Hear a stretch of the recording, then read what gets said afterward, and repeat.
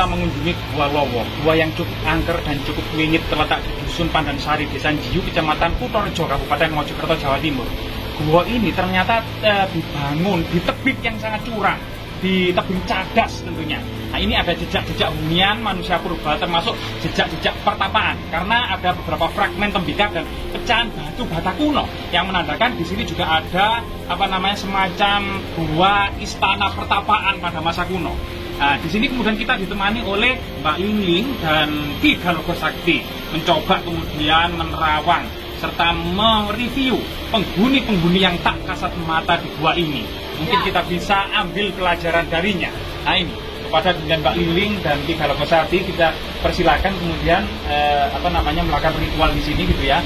Dan kemudian bagaimana kemudian suasana penghuni-penghuninya, apakah bersahabat dengan kita semua ataukah ada penolakan-penolakan. Kepada Mbak Lingling kami persilakan. Ya, di sini tempat pertapaan manusia purba yang ditemani dengan ular besar yang sangat besar banget. Dan di sini banyak hewan-hewan yang menunggu. Dan di depan gua ini ada lereng Gunung Penanggungan dan ada sungai-sungai kecil di depan sawah. Ini dengan Ki Galogo Sakti. Iya. Mungkin Ki Galogo Sakti bisa juga mereview penghuni-penghuni yang ada di sini. Ya, di sini ularnya besar sekali dan matanya biru. Matanya biru. Agak besar. Mata biru. Besar. Bersinar. Apakah bersahabat dengan kita atau ada penolakan? Ya, Dia menolak kita. Menolak kita kalau masuk ke dalam. Oh, dipersilakan dipersilakan di sini. Nggak apa-apa, tidak apa-apa. Tapi dilarang masuk yang Dilarang lebih dalam lagi. Di dalam sana tidak boleh. Kenapa alasannya? Tidak mau dilihat. Tidak mau dilihat sampai ke sana. Tidak boleh. Ini sedang bertapa dan tidak boleh berganggu. Ya, tidak boleh masuk dan dia tidak mau diganggu. Tidak mau diganggu. Tidak mau diganggu. Sebenarnya apakah sosok ular itu ada hubungannya dengan kerajaan Majapahit atau semacam kodam pada masa kerajaan dulu? Ya, ada. Ada ya. Nah, itu salah satu warga juga mengatakan di sini itu tempat persembunyian harta karun kerajaan Majapahit, berupa lempengan-lempengan emas. Apakah bisa dilihat Mbak Lingling? Mbak Lingling bisa melihatnya? Iya. Dulu ini tempat persembunyian masa peperangan zaman dahulu. Ini gua ini tembus kerajaan Majapahit, banyak lempeng-lempengan emas yang tersembunyi Disimpan di dalam. Iya, benar ya. Memang menurut warga memang seperti itu. Jadi sangat erat gua ini hubungannya dengan eksistensi kerajaan Majapahit. Yang kita ketahui bersama bahwasanya kerajaan Majapahit itu di awal berdirinya itu dirundung perang. Baik itu pemberontakan Ronggolawe, Nambi, Putih, Semi, kemudian termasuk kemudian Rakuti menguasai keraton. Setelah kemudian Raja Hayam Wuruk mangkat gitu ya, kerajaan ini juga dirundung perang saudara berlarut-larut yang dikenal dengan perang Paregreg antara Wirabumi Wirabumi dengan Wikramawardhana dari Majapahit. Ini kemudian kondisi perpolitik yang carut-marut ini itu juga menimbulkan goncangan spiritual, intelektual, dan termasuk banyak para bangsawan Majapahit ini mencoba menyembunyikan harta kekayaannya, termasuk harta rampasan perang dari seluruh pulau-pulau yang ada di Nusantara yang terkumpul di Majapahit ini. Konon katanya itu juga disembunyikan di gunung-gunung, betul nggak ya? Disembunyikan di dalam gua ini. Di dalam gua ini. Dan untuk persembunyian keluarganya. Keluarga raja juga dulu pernah bersembunyi di sini kan? Iya, ya betul-betul. Jadi keluarga bangsawan Majapahit dan harta bendanya pernah disembunyikan di sini ya. Nah, luar biasa sekali ya. Apakah kemudian kita sebagai warga atau nanti misalnya sekala zaman telah berubah, harta itu bisa dimiliki oleh warga ataukah memang tidak bisa dimiliki, tetap tersembunyi ditutupi aura gaib gitu, menurut Mbak Lingling? Tetap tersembunyi di dalam gua ini, tidak boleh dimiliki warga. Sampai kapan? Sampai kapan? Sampai kiamat. Iya. Kenapa seperti itu menurut kita? Kenapa harta kerajaan Majapahit dari seluruh Nusantara yang terkumpul di Majapahit ini tidak kemudian suatu saat nanti itu terungkap kalau sudah zamannya, menurut kita gimana? Karena ini banyak sekali hartanya. Banyak sekali. Banyak sekali. Yang dikhawatirkan itu kekacauan. Oh, perebutan dan Berat. kekacauan. Ya. Ya. Ya, disitulah kemudian pelajaran yang sangat berharga yang bisa kita ambil. Ternyata berlimpahnya kekayaan dan harga itu juga menimbulkan perebutan, warisan, serta kemudian pertikaian yang berlarut-larut yang menimbulkan kegoncangan di tengah-tengah masyarakat.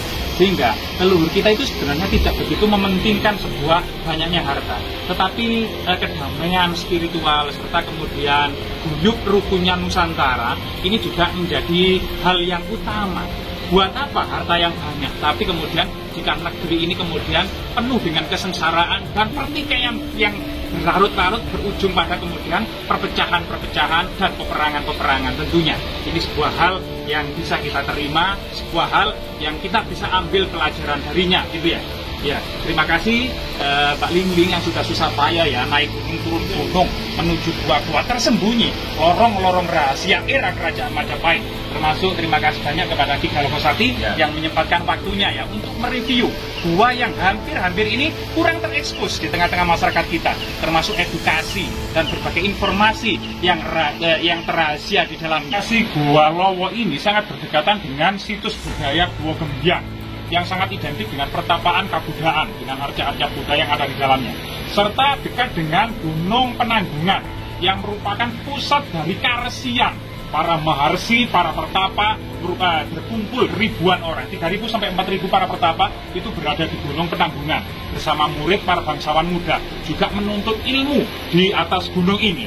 Konon katanya setelah mumpuni ilmunya, baik itu ilmu pengetahuan, kebijaksanaan maupun kanuragan dan kesaktian, setelah mumpuni mereka turun gunung, yaitu mengabdikan diri ke tengah-tengah masyarakat, terutama ke tengah-tengah kerajaan Majapahit.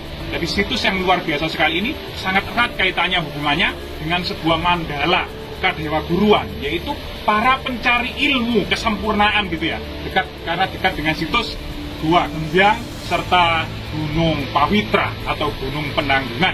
Jadi semoga kemudian situs seperti ini tetap lestari tentunya. Keindahan kota Trowulan yang berlamat di selatan timur ini merupakan gugusan pegunungan Anjasmara, Welirang, Arjuna, dan Gunung Penanggungan tentunya ya. Ini ternyata pada masa Majapahit juga menduduki posisi yang penting. Selain itu kemudian menjadi latar belakang ibu kota Majapahit yang ada di Trowulan. Para pengunjung, para tamu, para saudagar dari Timur Tengah, dari India, dari Persia, dari Melayu, dari Cina itu sangat terpukau dengan pemandangan keindahan alam yang ada di selatan kota Trowulan, ibu kota Majapahit. Ternyata gunung-gunung itu juga menyimpan akademi, semacam pusat pendidikan para bangsawan muda, para kemudian generasi muda dididik dan ditempa di gunung-gunung itu. Atau juga kemudian merupakan tujuan para peziarah, di mana diduga ada jalan suci yang dinamakan dengan Jalan Dharma Yatra, yaitu jalan mencari ilmu dan para peziarah dari kemudian Trowulan menuju Gunung Penanggungan, atau juga disebut juga Jalan Dharma Yatra atau Tirta Yatra, yaitu tujuan mencari air suci keabadian. Karena kemudian di Gunung Penanggungan inilah banyak mata air yang kemudian identik dengan air abadi atau air keabadian. Sehingga kemudian di gunung-gunung inilah sebenarnya pusat atau fondasi dari peradaban Majapahit itu sendiri. Karena generasi muda Majapahit dididik dan ditempa di gunung-gunung ini. Sangat luar biasa sekali ya. Semoga pengalaman masa lalu itu menjadi cerminan akan masa depan. Serta bagaimana kemudian pengalaman yang panjang itu sebagai pelajaran, sebagai pengalaman yang berharga untuk kemudian diambil pola-polanya. Karena pola sejarah itu akan terus berulang. Kejayaan Majapahit di masa lalu akan segera bangkit kembali dengan pola-pola yang sama di yang akan datang. Nah, akhir kata kita akhiri dulu ya. Majapahit Study Club sangat jaya.